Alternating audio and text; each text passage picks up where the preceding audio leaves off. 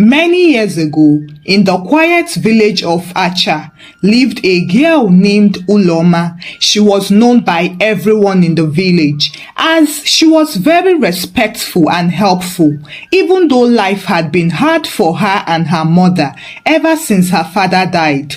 Uloma was always cheerful and never carried sadness in her heart. Now, Uloma was not just well behaved, she was gifted with soft hands that made good soup, quick legs that danced well at village festivals, and a soft heart that believed too easily in people, especially in one boy named Obika, who lived few compounds away from hers and who had been her closest friend for as long as she could remember because they had gone to the same village school together, eaten from the same plates, climbed mango trees behind the Catholic church, and even gotten punished together once for sneaking roasted corn into class.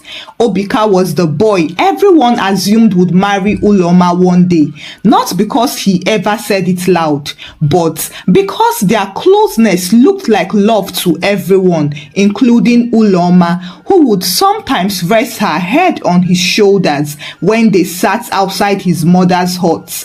She was very confident about Obika marrying her that she would go to his house every market day to help his mother pound yam, pick okazi leaves, scrub pots with sand, and sweep the entire compound while his younger ones ran around and called her Wunyani, which means our wife. And even though Obika never once called her my love or said I will marry you, he gave her money when she needed to buy sanitary pads. He gave her small phone recharge cards, and he also bought clothes for her once in a while. As such, all these little things planted soft thoughts in Uloma's heart because she believed that a man who cared like that was only waiting for the right time to say the words her heart had already accepted. But some of her friends like Oluchi and Ngozi didn't think Uloma was doing the right thing. One day, while waiting for their line at the borehole, they pulled her aside and said, Uloma, this your Obika matter. Are you sure he's serious? Ngozi added, hope he has said something with his mouth too, because men can play with your time like draft board. But Uloma smiled and waved her hand. Don't worry, Obika is not like that. He knows what he's doing. He's just not someone who talks too much. They looked at her and shook their heads in pity. Now you sabi.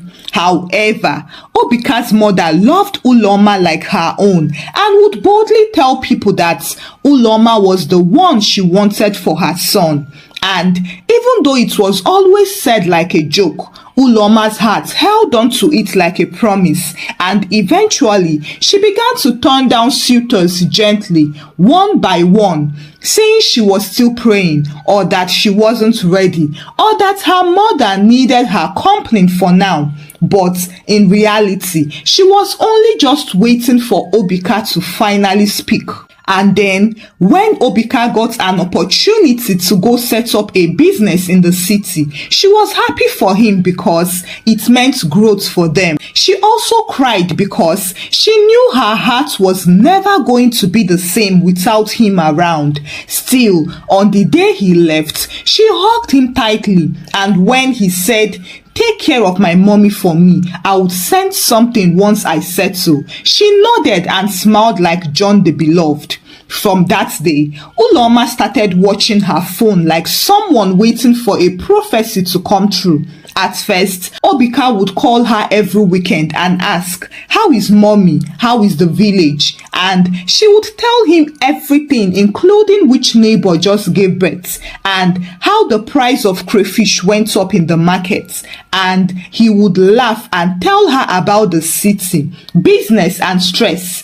And she would feel close again. But slowly, the calls reduced. The airtime stopped coming, and Even his good morning messages started coming only on Sundays, if at all it came. Her friends started telling her again to move on, but Uloma still believed in her heart that the boy who used to peel oranges for her behind the stream would return and say, "Let's do this forever." So she waited, and while she waited, she cooked at everyone else's wedding. Uloma cooked when Ngozi married a mechanic from Obosi. She cooked when Oluchi's sister married a pastor's son from Enugu. She even helped pound yam at the wedding of Amarachi, the same girl who once mocked her cooking during home economics class. But Uloma didn't complain, even when the girls in the village said things about how Obika might already have another girl in the city, or how boys who leave never come back the same, or how some of them come back with wives and children. Uloma would just smile and say, "Obika is different," and it wasn't even as if other men didn't come for her, because one December, a tall, light-skinned tailor named Chibike came with his parents to ask for her hand in marriage, saying he had watched her cook during the festival, and that a woman who stirs ogbono like that must have a good spirit. Honestly, Uloma's mother was very happy because Chibike was a good man and his workshop in Nsukka was doing well. But Uloma told them to give her time to think, and then she later sent word that she wasn't ready for marriage. Then came Ndubisi, the teacher who always greeted her shyly whenever she passed by the school. And when he finally brought palm wine and biscuits with his people to visit Uloma, she told them politely that her spirit had not agreed, even though everyone said she was being too picky for someone whose father was no longer alive and whose mother sold roasted yam for a living. Uloma didn't care because every time she remembered how Obika used to walk her home after choir practice and how he once fought with that rude boy from Umaku who insulted her during a football match, her chest would swell and she would smile. Let me wait a little more, because she believed that love must be loyal and patient, and that all the girls rushing into marriage were just settling for less. So she continued helping people marry. She cooked at every traditional wedding in the village, waking up before dawn to roast peppers, wash bitter leaf, pound egusi, cut goat meat, and stir big pots of soup that could feed a whole council meeting. And even when the sun burned her back and the smoke from the firewood made her eyes red, she still smiled and pounded the fufu harder as if she was the one getting married.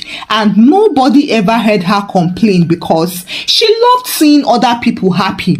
Well, in her heart, she believed that her own day would soon come and people would also gather to cook for her. As expected, her mother began to worry because time was moving and people had started gossiping, saying things like maybe she's too proud or she must be secretly married to Obika's spirit. One day, her mother asked her, "Uloma, are you still waiting for Obika?"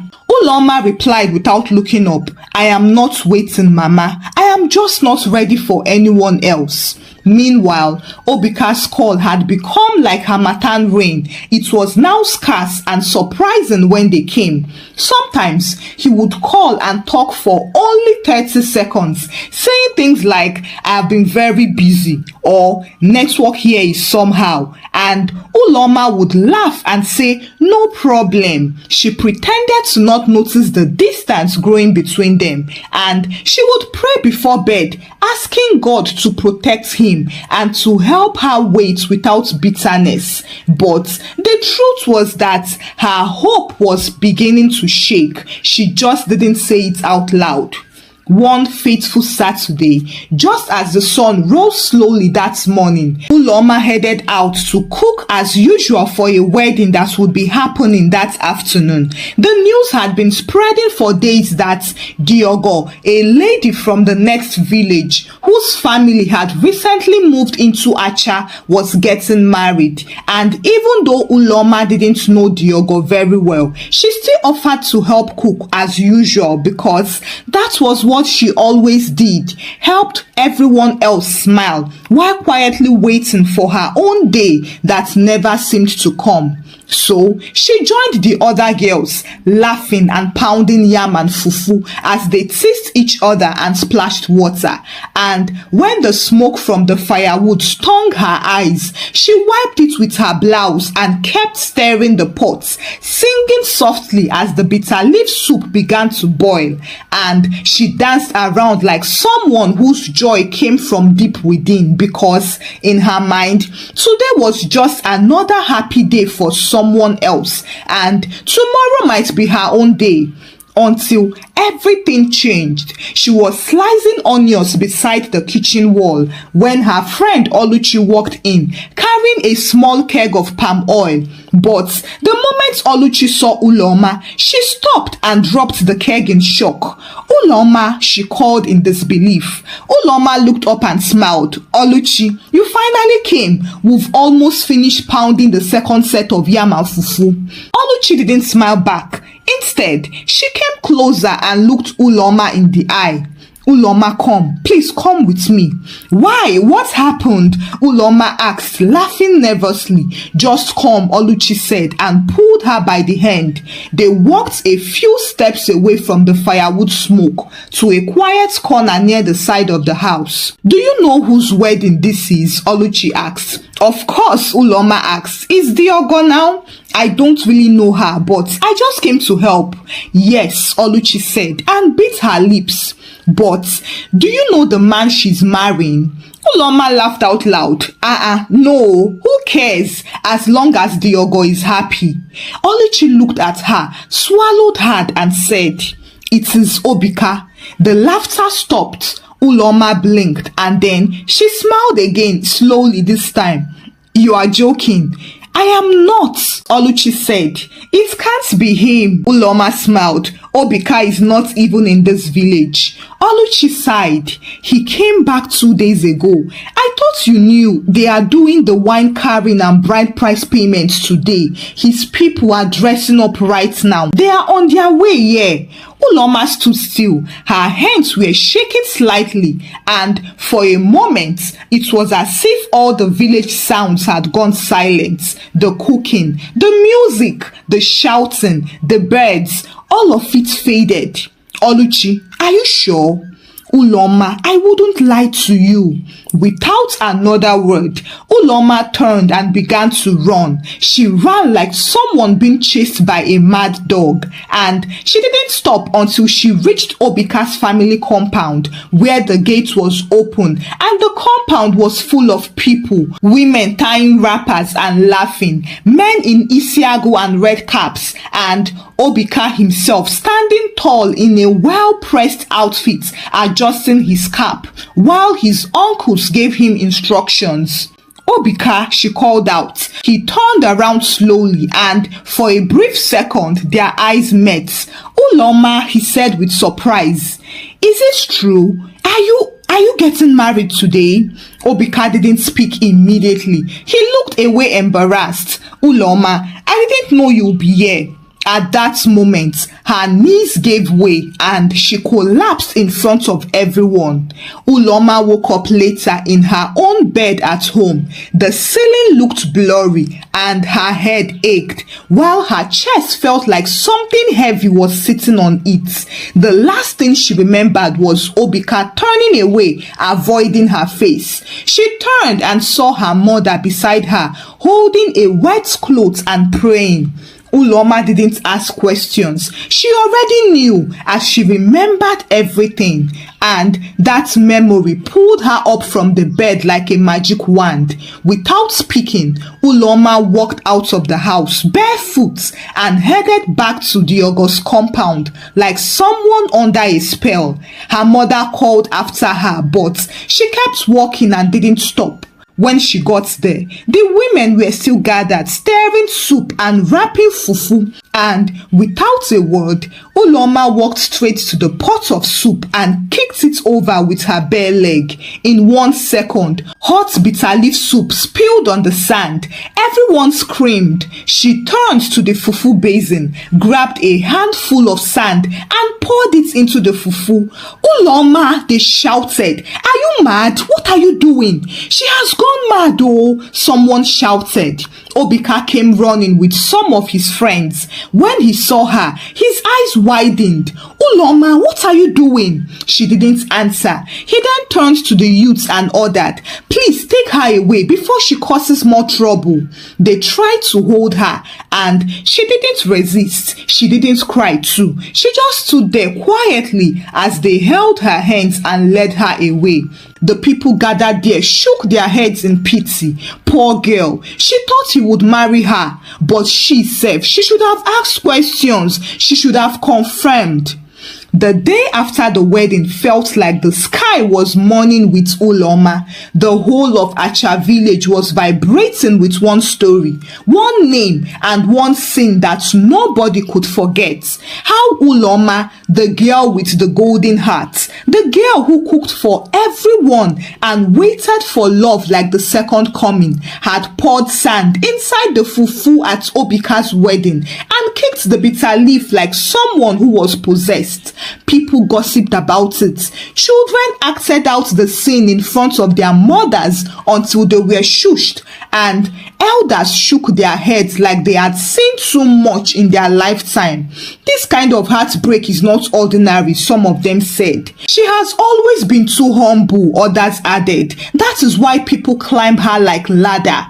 Meanwhile, inside her mother's compound, Uloma sat in silence. She hadn't spoken since they brought her home. She hadn't cried, and she hadn't asked for food or water. She just sat on the edge of the bamboo bed outside, staring at nothing. Her mother tried everything, begging, prayers, cold water, and tears, but nothing moved her. Even Oluchi came and knelt beside her, holding her hands and begging, Ulo, talk to me now, please. Even if you want to insult me, talk. But Uloma blinked slowly like someone waking from a dream they couldn't escape. That evening, Obika came to visit her. He didn't wear his wedding clothes, but he still looked clean and calm, like a man who had finished what he came to do and was now tying loose ends. He stood at the entrance of the compound, cleared his throat and knocked gently on the wood.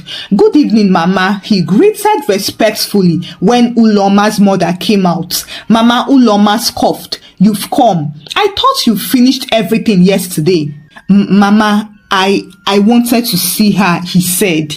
Please, just for a few seconds. Mama hesitated, looked at him from head to toe and said, she hasn't spoken since yesterday. If you like, go and add salt to her wound. And she stepped aside for him to walk in. Obika stepped in slowly, and when he saw Uloma sitting by the corner, still wearing the same clothes from yesterday, he paused. She looked fragile, like a painting someone had forgotten in the sun. Uloma, he called. She didn't move. It's me, Obika. Still, she did not answer him. I know you are angry, maybe even heartbroken, but I didn't mean to hurt you. I swear, I didn't. Uloma turned her face slightly, but her eyes didn't blink. You and I, we were just friends, Obika continued. I thought you understood me. I thought we both knew what we were.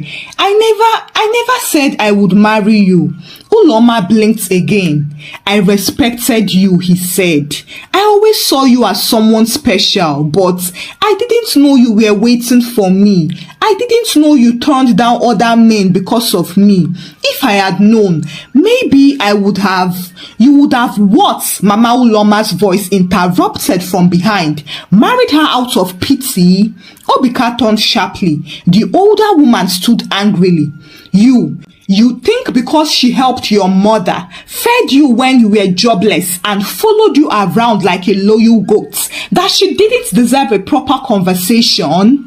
Obika shook his head slowly. Mama, you didn't mean to destroy her, she interrupted. You didn't mean to walk into her life, collect every good part of her, then throw her into the fire at the exact moment when she was trying to serve you soup? Obika looked down with shame, and then he turned to Uloma. Please, Uloma, I didn't know. I am sorry. I just came to say I am sorry. Uloma looked up and their eyes met. For a brief moment, the village breeze stopped. Then slowly, she stood, walked to the door of the house, opened it, entered, and shut it quietly in his face. Since that wedding, Uloma became a shadow of herself. She no longer went to people's weddings to help them cook, and she ignored every market day and every invitation. Her mother watched helplessly, and even Oluchi, who tried to cheer her up with gossip and jokes, was losing hope because Uloma wouldn't even blink when people spoke. She didn't cry and she didn't scream. She just sat, breathed, and occasionally walked to the stream like a ghost floating on sandals, until one day when she met a widow whose daughter had fallen sick and had no money to buy medicine. She went from door to door crying, asking for help.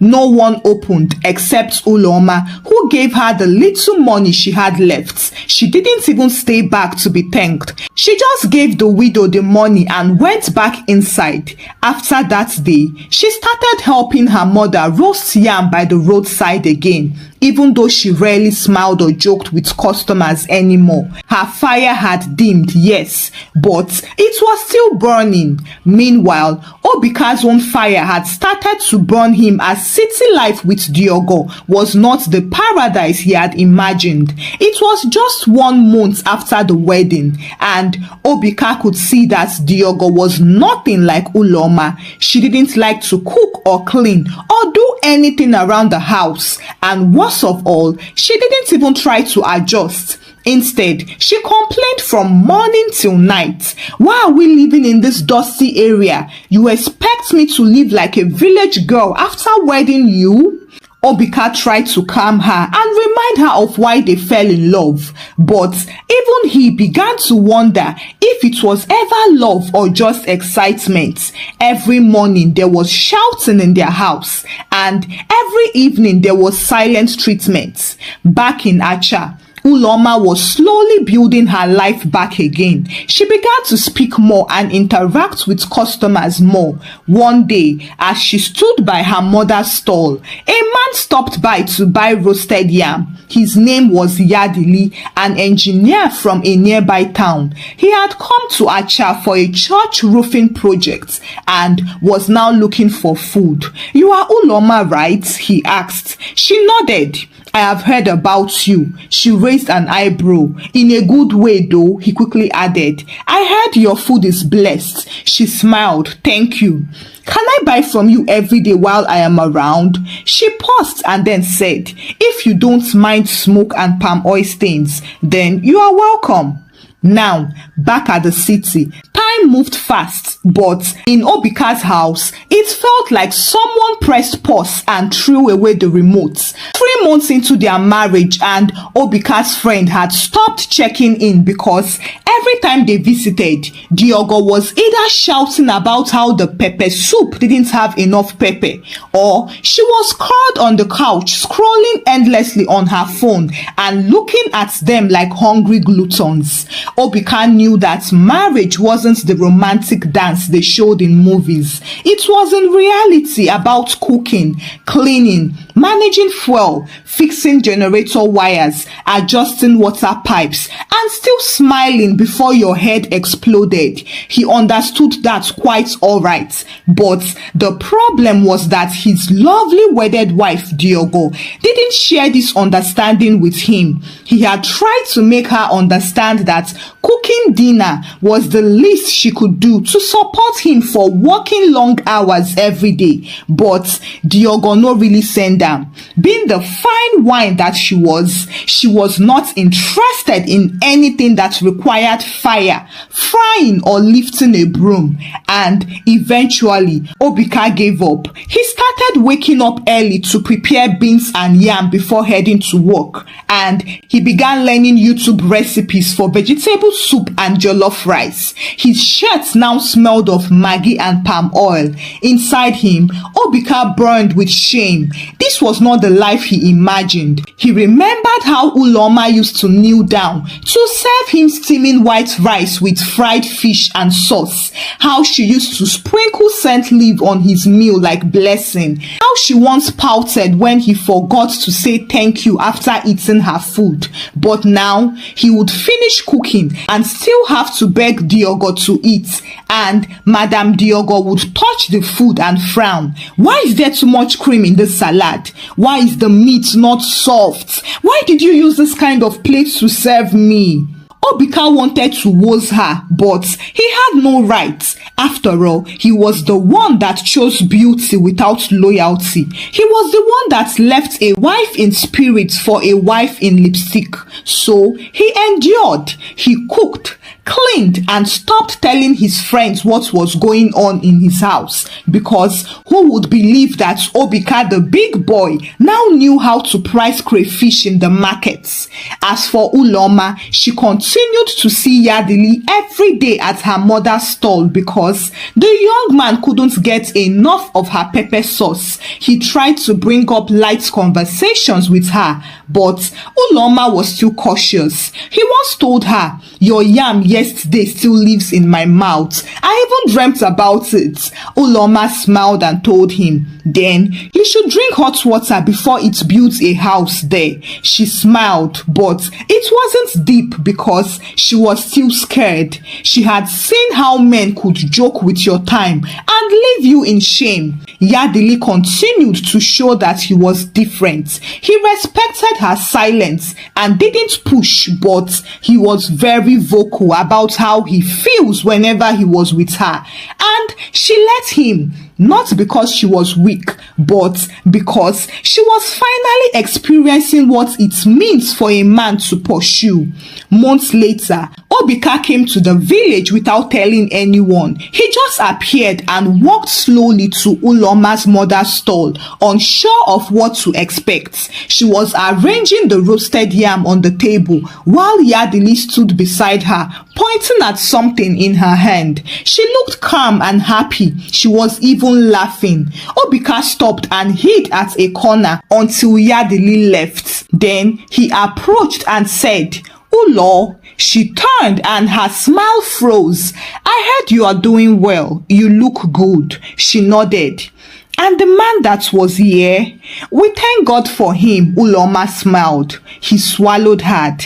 "I came to say I am sorry again." Uloma looked at him deeply. "You already said that. Besides, I finally understand."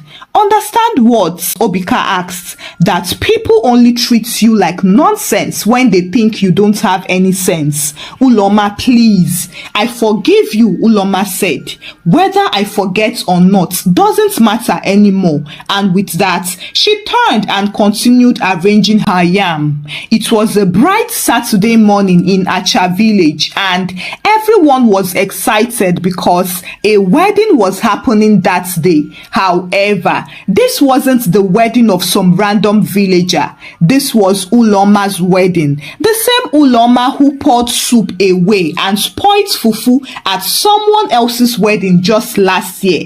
The same Uloma whose silence made the entire village walk on tiptoes. The same Uloma who once sat by her mother's house like a statue mourning her own own breath. She was now dressed in coral beads and expensive George wrapper and blouse, smiling like a proud bride. She was marrying Yadili, not because he promised her heaven and earth, but because he proved with his actions that he didn't see her as a convenience or as a backup plan. Instead, he saw her as a partner, a prize, and a woman whose wounds didn't make her less of a wonder.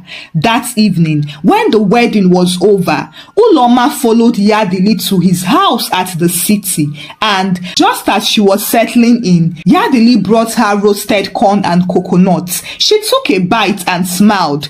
"You didn't tell me marriage came with food gifts." He grinned. "I am only trying to impress my wife." Uloma looked at him and paused. "I used to cook for people, all my friends, even strangers. I would wake up before sunrise to pound yam, stir egusi soup, and wash plates till my fingers wrinkled. But nobody ever asked me if I wanted to eat too. Nobody ever fed me." Yadili brought out a bottle of malt and gave it to her. "Then let me be the first." Uloma received it and tears of gratitude poured down from her face. Meanwhile, in Obika's flat, Diogo was filming a TikTok video about lazy village men who couldn't afford shawarma, while Obika stood in the kitchen turning ogbono soup and trying to bypass the smoke coming from the burner.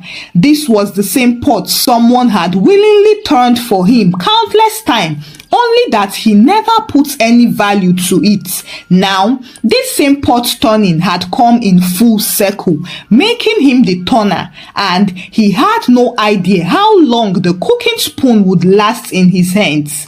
Thank you for watching the story. Kindly share your thoughts about the story with me in the comment section. To anyone liable to fall into this trap, remember that assumption is not love, and clarity can save you a lot. So always ask questions, because friendship without words can be a trap.